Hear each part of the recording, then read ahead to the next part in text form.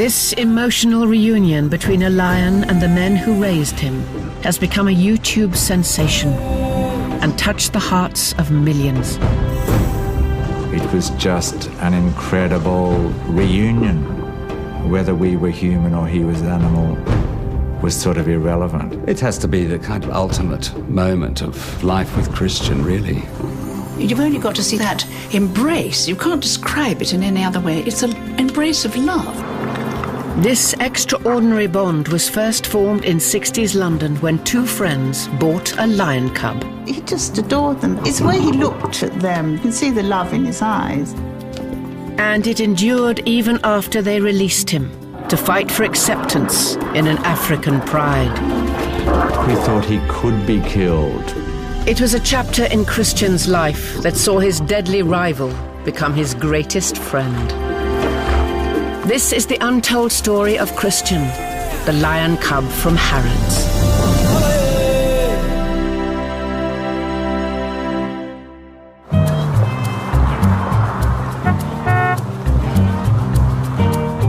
London, 1969. The music, fashion and youth culture centre of the world.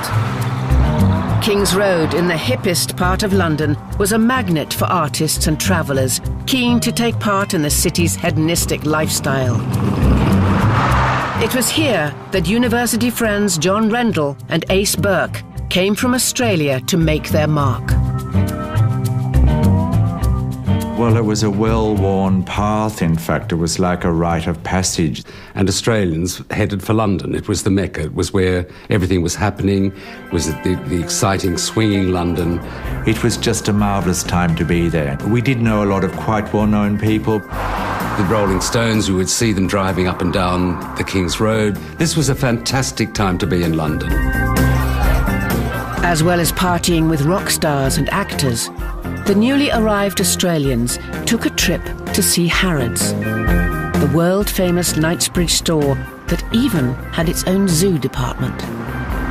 Pure Brazilian tapir, vultures, fruit bats, raccoons.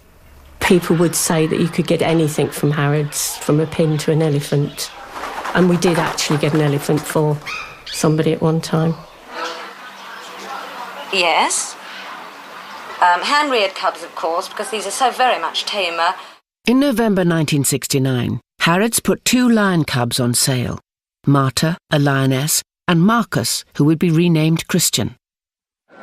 The cubs came from Ilfracombe Zoo in Devon, the fifth generation of their family to be born in captivity. It was an absolutely astounding moment to just look and see these two beautiful creatures for sale. Christian was just full of personality, and he was so irresistible.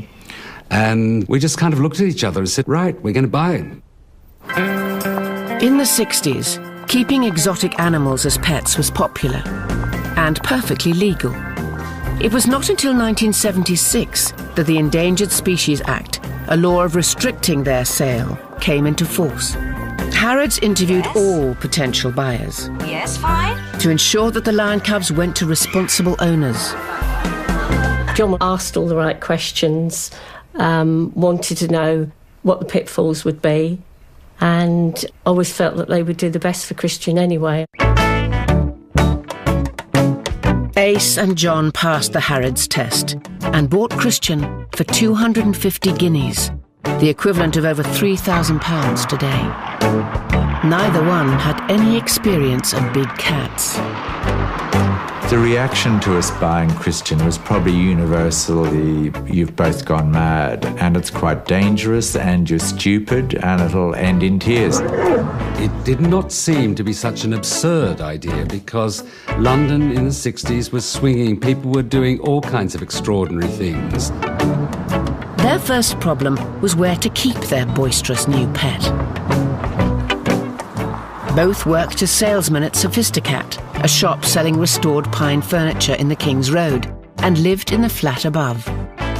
They persuaded the owners to let Christian have the run of the shop's large basement. He had a huge kitty litter tray, which he used religiously, like a domestic cat. There was some furniture stored down there that was going to be restored, and so that he could climb on and hide under or creep around and play hide and seek. He was very imaginative. He was very good at making up games. He could stalk around the furniture of Sophisticat and make it look like you were hiding from him. So then he had the freedom to run at you. He loved toys, but he'd shred a teddy bear in 2 seconds flat. He loved waste paper baskets, and you could chew it, shred it, wear it on your head. Even the cleaner, who came in every day, had her cleaning equipment treated like toys. He thought she was there just as a kind of cabaret, because she had dusters and mops and vacuum cleaners and things. So he would put his paws on the front of the carpet sweeper and we'd play push-pull, and then he'd steal my dusters and stuff like that. It was great fun. She wasn't frightened of him at all. I mean, not in the slightest. And of course my children used to go back to school and say, don't mess with us because our mum looks after a lion. Christian was not restricted to the shop for his entertainment. Ace and John often took him out to visit friends. The girlfriends that we'd left Australia with had a big flat in Queensgate. He knew the flat, so he was just padding around, and he decided to just walk through the flat, walked down and pushed his way into the bathroom where Robbie was in the bath. And in pads, Christian puts his hands up on the side of the bath and starts drinking the bath water. Well, I'm sort of waving and thinking it's better to be friends. Then I thought, well, if he runs out of water, he might get hungry, so I got particularly nervous. Anyway, with a lot of screaming and everything, John eventually came and got him out of the bathroom, but I was pretty scared. As Christian grew bigger, so did the challenges of raising an African lion in a city. At 6 months old, he was already devouring 3 kilos of meat a day. Lions, certainly in the wild, are large animals. An adult male lion can grow to about 250 kilograms. And in order to maintain a body of that size, you do need to eat lots, and you do need to eat fairly regularly. They'll bring down something like a wildebeest, and the pride will feed on that, and they will really stuff themselves. They eat until you see hugely extended stomachs. Wildebeest wasn't an option in Chelsea, but friends and admirers rallied round to help satisfy Christian's growing appetite. There was a chef from a nearby restaurant who brought him fabulous meat that we had our eye on, very nice steaks that just hadn't been used that day, and very big bones. It was an expense to keep him, so we thought, what can we do? So we met a photographer called Derek Catani, who was a friend of a friend, and he came along and started a record of Christian's life in London. And so I said, well, let's get together a couple of feature ideas. And I said, well, Easter's coming up now. Let's think about something to do with Easter and Easter chicks. It was an amazing situation because we thought that a great big paw was going to come down on this poor little chick, and that was the end of the day old chick. But none of it. He was so gentle. I think we got £30 for the photograph, which was very good. And they decided he had to have a bank account, so we took him up to our bank, and our bank manager opened an account for him so he could put his money in. Paying Christian's meat bill wasn't the only challenge. A growing lion needs serious exercise. But Ace and John knew that letting him loose in the leafy parks of Chelsea could cause a riot.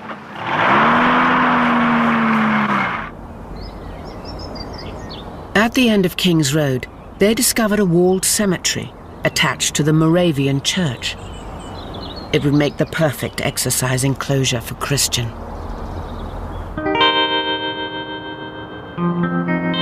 Ace and John managed to persuade Reverend Williamson, the church minister, to let them exercise Christian in his cemetery. My father had a wicked sense of humour of having a lion exercising over graveyards of Christians. On the other hand, he was also a great naturalist, and he would have recognised a real need to let the lion have some freedom rather than being cooped up in a shop or a house.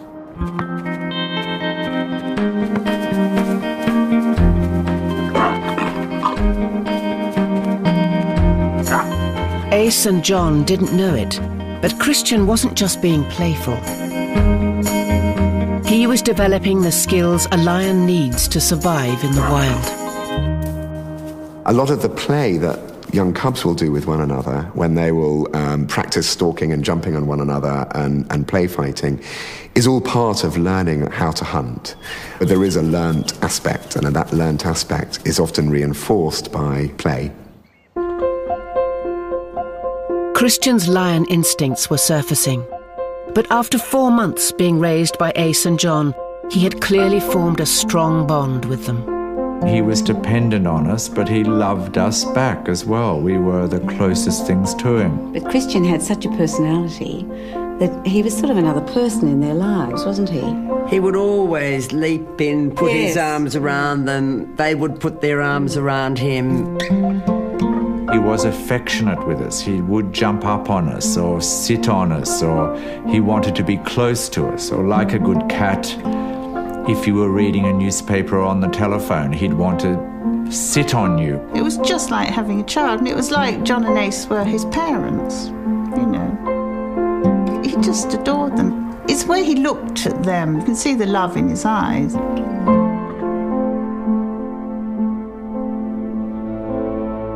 Christian was now 8 months old and weighed 70 kilos. Ace and John realized that his size was becoming a problem. Christian really was getting too big, and very quickly was really too big to bundle up if we were worried about a situation, just to hold him in our arms, and we were worried what would happen next. As he grew bigger, he was really capable of inflicting real damage. Once, I think I'd been out for the evening and I called him, you know, like we used to, stand at the top of the stairs and call him, and he ran up the stairs to put his hands on my shoulders like he does, and he slipped on the top step and put his claws out and ripped my whole dress off the front of me. My Bieber dress, my best Bieber dress. But he didn't hurt me. I mean, I didn't have a claw mark or anything, it's just the whole dress went off. Another incident brought home to Ace and John that Christian was a predator, hardwired for aggression. One day he found a fur belt had dropped off some customer's coat in the shop, and he picked it up, and I went to pull it away from him. And for the first time, he flattened his ears and snarled in a very, very nasty way, frightening me and both of us. John came then, but signalling very clearly, I'm having this, don't try and take it away from me. Christian's rapid growth was also putting his exercise regime in peril. Towards the end, as Christian got larger, it was becoming a little difficult because of the visitors in the churchyard. And I think my father felt a little bit uncomfortable, the larger the lion got, how long this could continue for, and suggested that it might have to stop. So we knew that the time was coming where we had to accept that London was no longer going to be his home. Christian needed a new home. But the options were unappealing. Ace and John rejected circuses and zoos. They didn't want him living in captivity like his parents.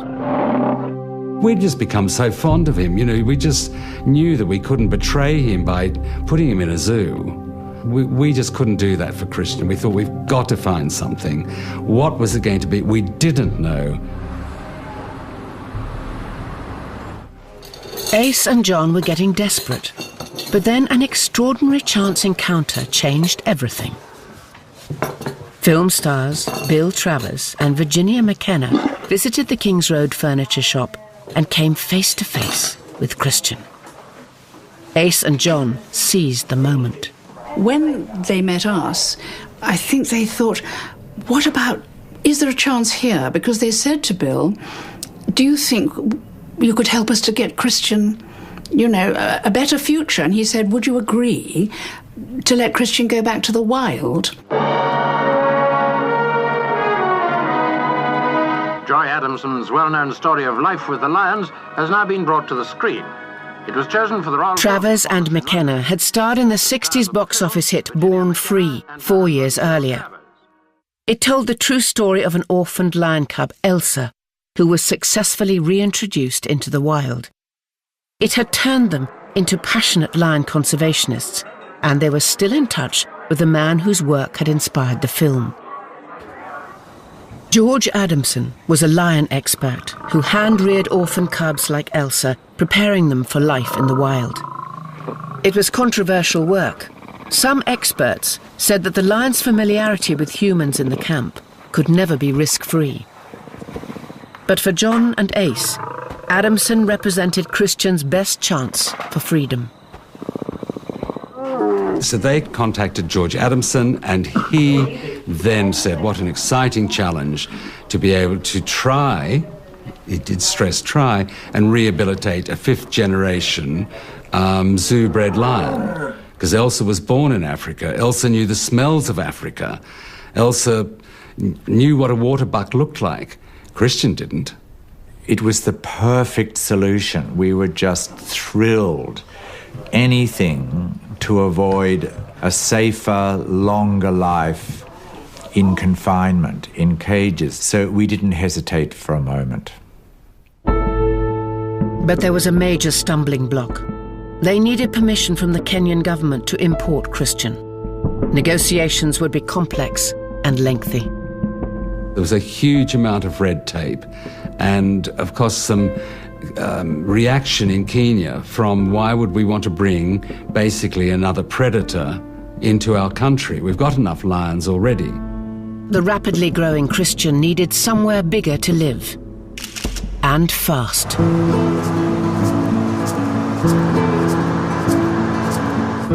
Virginia and Bill offered a lifeline. Christian could stay at their country home in Dorking, Surrey, until the Kenyans gave a verdict. It was marvellous when we first got there. You know, he jumped out and then just didn't take off, but just him walking without us guiding him, trying to lead him or control him. Scared by the scarecrow in their garden. And again, he didn't run off, he just would go ahead and investigate and then come back to us for reassurance.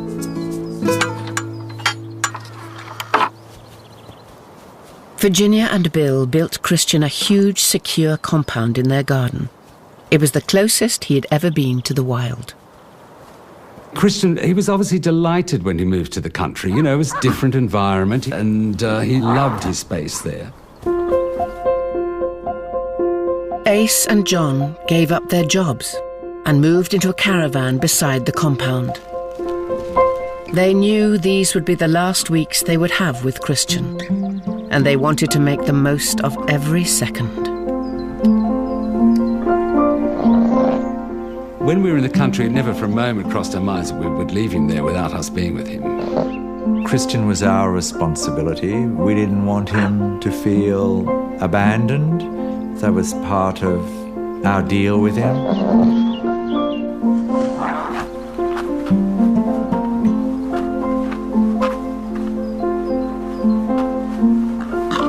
It was such a pleasure to have more time with him. And yes, one did grow even closer to him and get to know him even better.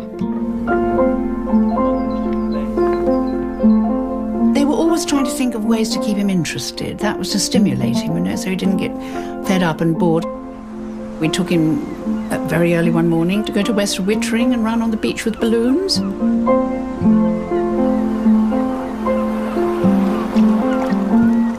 When he dipped his paw in the sea and hated it, you see, oh gosh, I don't like this, he went off. So we were all, I think I remember my husband was rushing along, waving a balloon in the air or something, because we brought all these balloons down to play with. But Christian didn't want to, he just wanted to race. He just raced on the beach. And we all puffed and blew after him, you know, and then we all flopped into the sand. 4 weeks after Christian's move to Dorking, there was still no word from the Kenyan government. And the delay meant that the 10-month-old Christian was outgrowing his compound. he occasionally tried to climb the wire, so we did in fact build like an overhang to just ensure he wouldn't get out. The situation would only get worse as Christian grew bigger.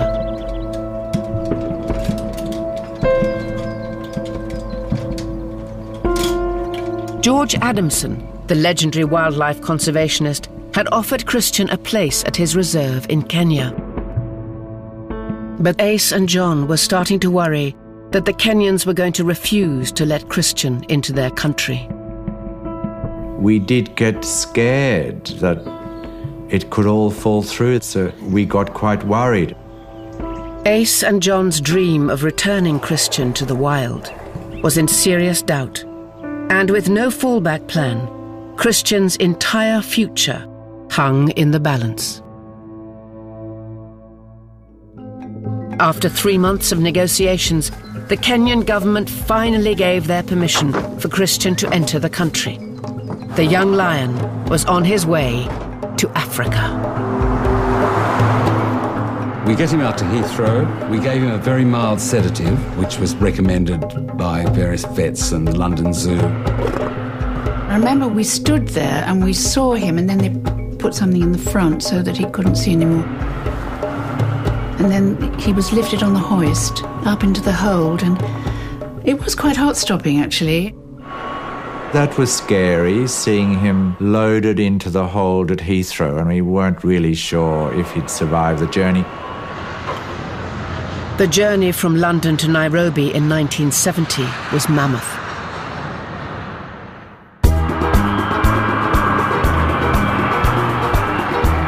It was 15 hours before Bill Travers, Ace and John arrived in Africa and were reunited with Christian. And it was just a huge relief to see him at the other end.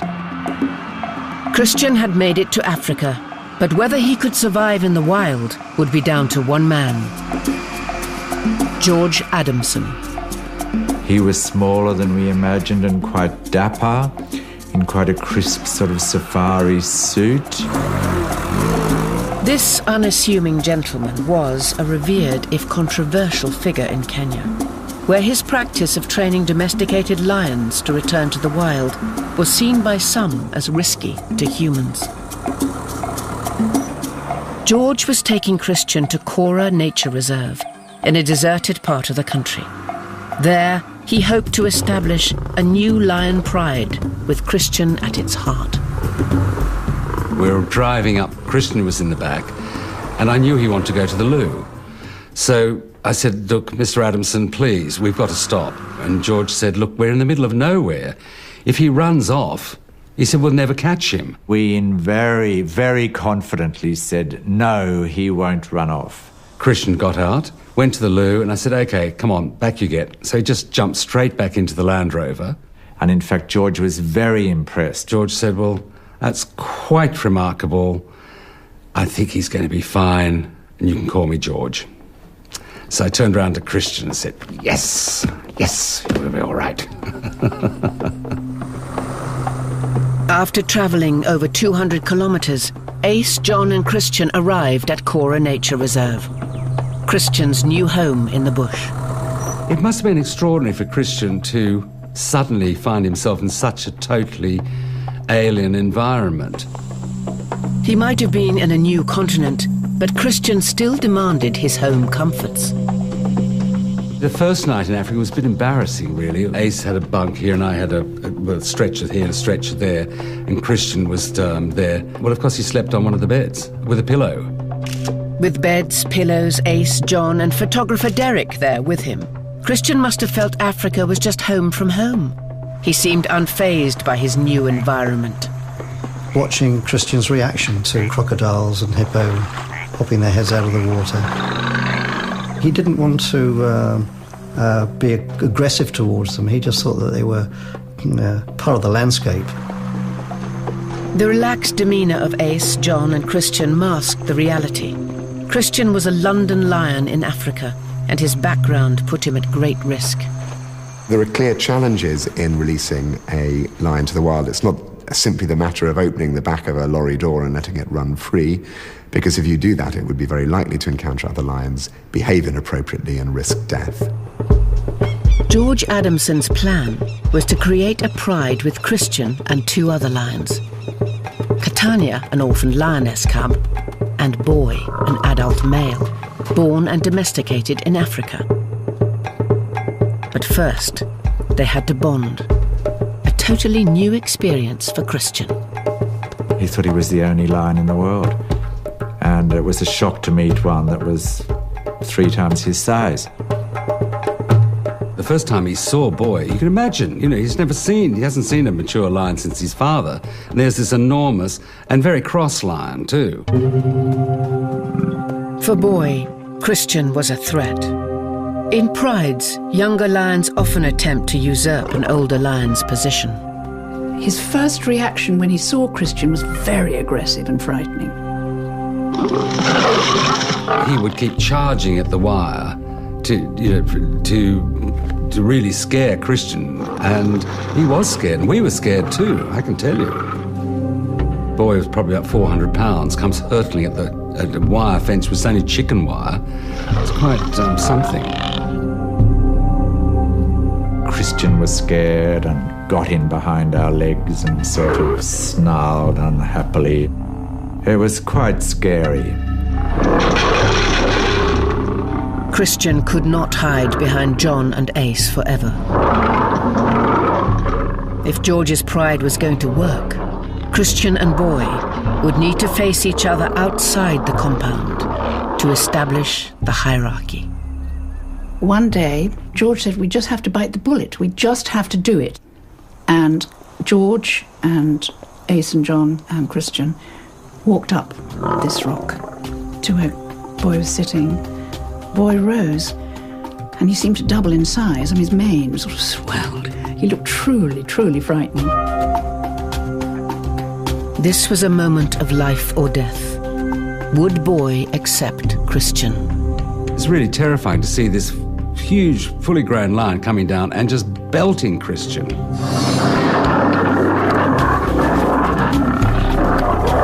In the quickness of the movements, we thought he could be killed.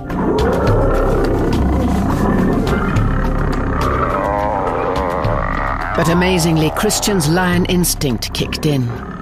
Christian snarled but rolled onto his back in the correct submission to an adult lion. Christian stood it, he didn't run away, and he obviously knew that this was part of being a lion was. Battling for position within the pride is normal lion behavior. Christian wasn't injured by Boy's attack, but he had been put in his place. Boy had established he was the boss, he was the father of the pride, as it were, and Christian knew his place, and they became absolutely closest of friends. George Adamson was pleased. His first Cora pride was finally taking shape. But now there was no longer a role for Ace and John. We could see it was starting to work, and we had to step back, and the relationship that we had with Christian, we had to pass on to George. It was sad to leave him, but there was a moment of thinking, there you are, you're in the right place, the right man, and you've really got a chance. The fact that we'd got him there and he would probably have a future there, it made our feelings not irrelevant, but that was such a good feeling. Ace and John's life had centred on Christian for over a year. Now, after 4 weeks with him in Kenya, it was time to leave Christian with his new family, his lion pride. He did pad down the track as we left, and that was sad.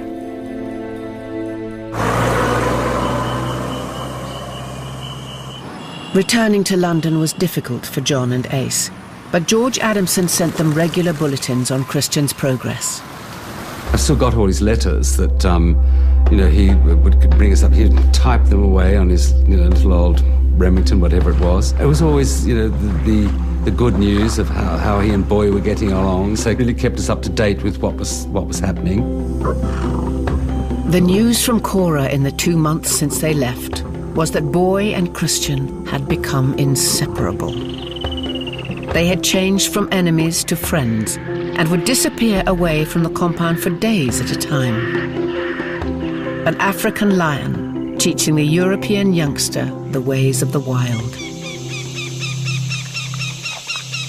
But Cora was not just home to Boy and Christian. It was also home to rival lions, and this made life fraught with danger. Boy and Christian, being males, were always going to have trouble with the wild lions. They were never going to just let them carve their own territory out in their territory. In the 8 months since John and Ace left, Christian's pride had been trying to establish their territory. But then, a major setback. A vicious clash with the rival lions left Boy seriously injured.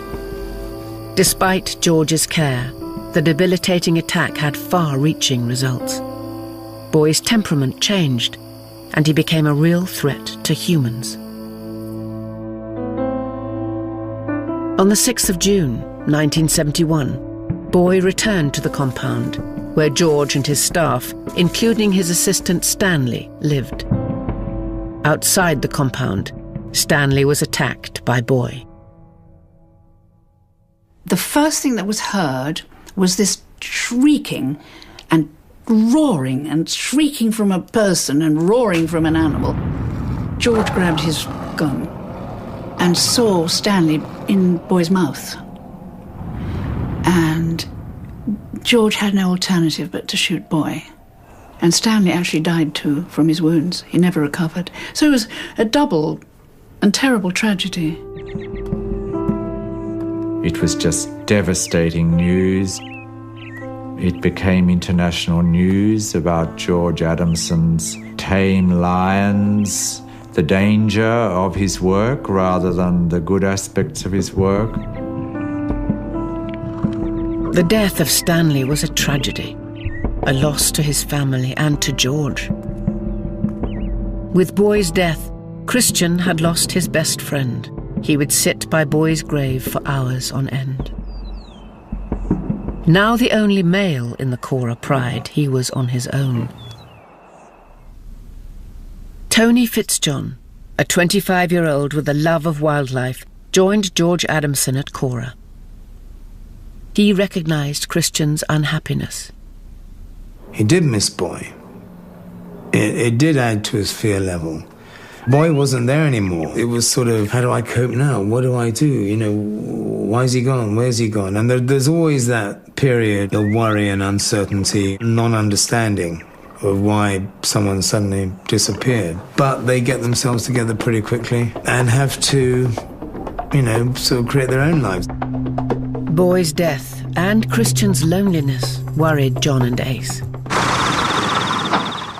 After a year apart from him, they decided it was time to return to Africa. Like family, they wanted to give Christian support. They knew that things would be different this time. We weren't sure of our reception this time. We always thought anything could happen. It was very dangerous. It was the wilds of Africa. After an anxious day in the compound, Ace and John walked onto Christian's territory. George might be welcome here, but Ace and John were almost strangers. They hadn't seen Christian in a year. If he pursued them as unwelcome guests, there could be trouble. George appeared on the top of the hill, I suppose about 100 meters away from us, with Christian. Christian ambled down another 10 or 15 meters and had a very long, hard look at us. You could just see him assessing what was going on.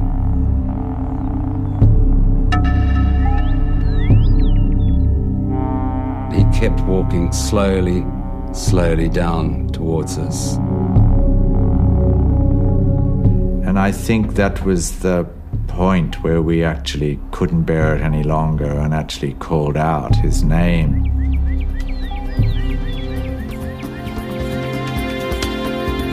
And at that moment, the pace picks up.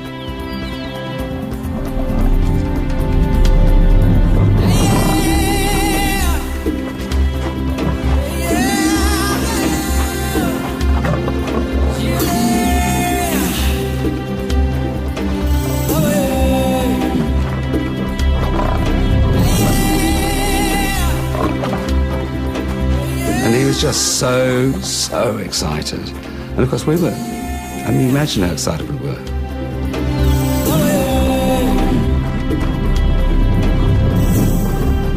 It was just an incredible reunion. Whether we were human or he was animal was sort of irrelevant.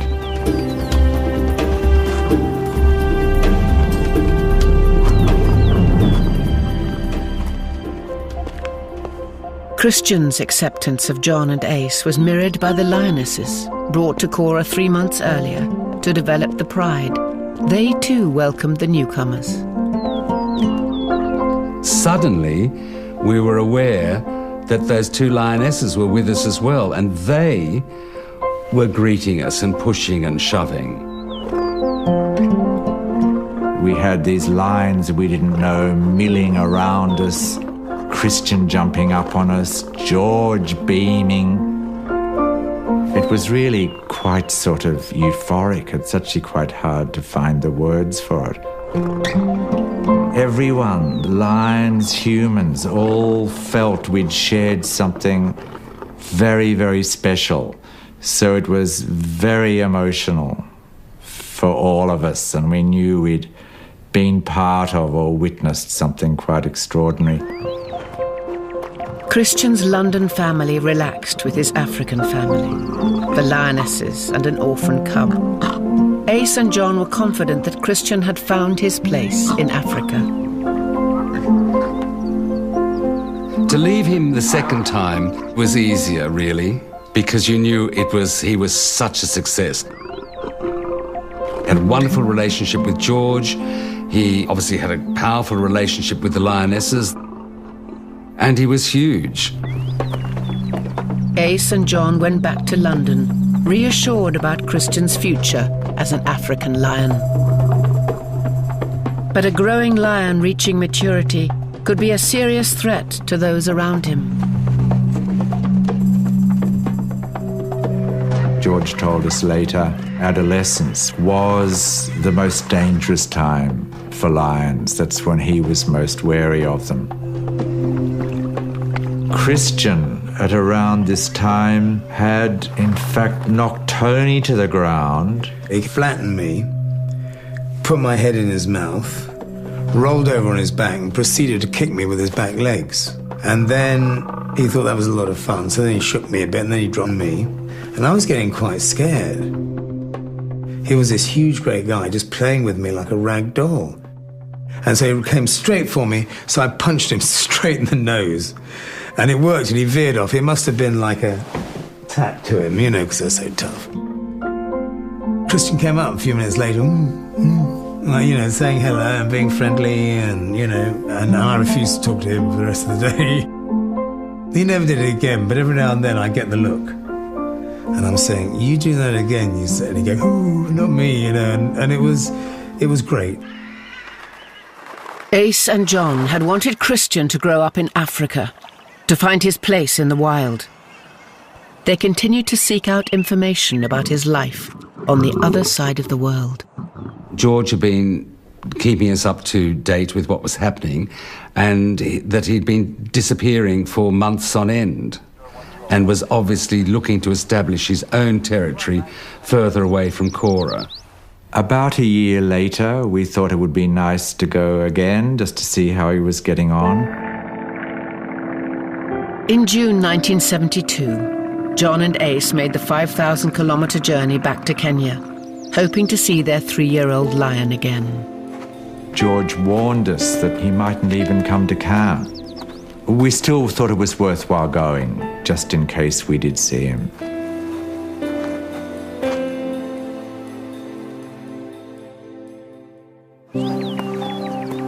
After 3 days of waiting, Christian finally arrived at the compound. Of course, he did turn up again. And this time, he was very different from the year before.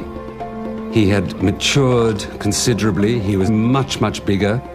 He was much more, I'm grown up now. He was so incredibly handsome, incredibly lovely. All lions loved him, all humans loved him. He was extraordinary. He lost none of his charisma. He'd be sitting with us and then suddenly he'd get up and he'd just walk away and sit somewhere else. We were undoubtedly more superfluous to his life. It was like, now I've got lion things to do. Christian might be a proud adult lion, but he hadn't forgotten all of his playful London ways. The very last night we had with Christian really was enormous fun. Everyone was so relaxed and laughing and he was just happy to be around him. We were all smoking cigarettes in those days and drinking. So, of course, we all were up all night laughing and joking and Christian being silly. Sitting on us, on the table, totally disrupting us. And the next day he goes back up to the lionesses. Christian, of course, being up all night was kind of obviously, he had a night out with the boys. Kind of just turned around and went, oh, wallop, and just collapsed, just that's it, girls, I've had it.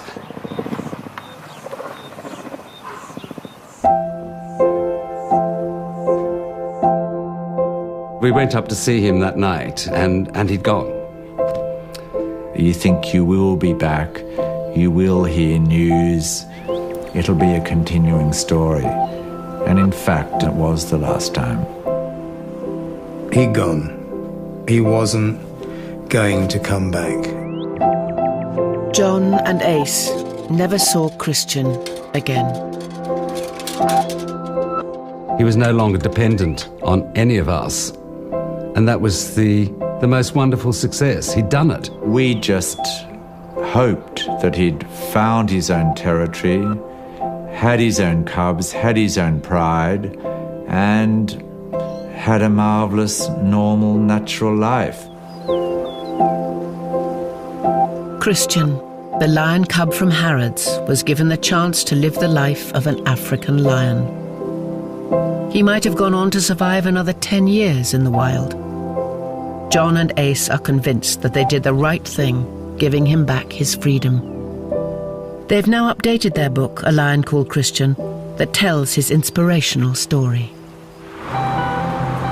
But it was the first internet posting of their reunion clip by a Californian student in 2006 that turned their story into a global phenomenon. Hi. Hello.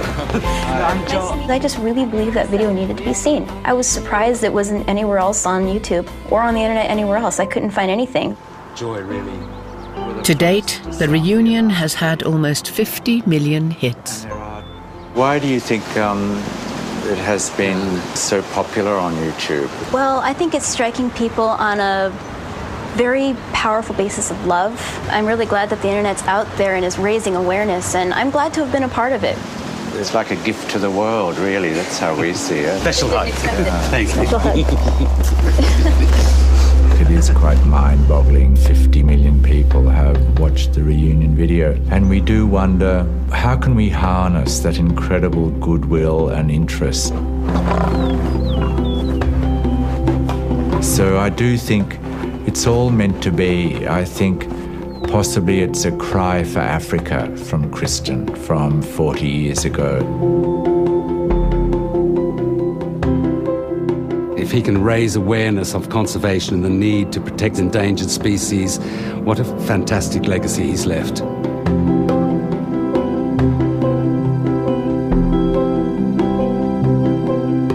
Thank you, Christian.